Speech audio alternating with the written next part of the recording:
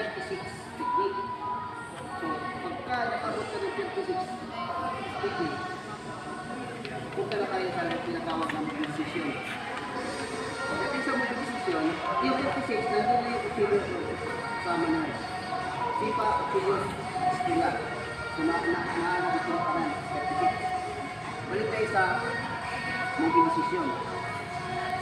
Ang mobilization kasi sa munggos, kailangan master kayo, dalawa. Okay, dalawa kayo master. Okay, ganito yan. I-explain ko sa inyo kung paano. Sige, umpisa na. Okay. Kunyari, ganito yan. Pagka umatake yung opponent, oo, yung kanan, umatake. Okay? Sige. Umatake ka. Position. Pagkuha ng munggos, ito yung ipinsa. Pababa. Yan.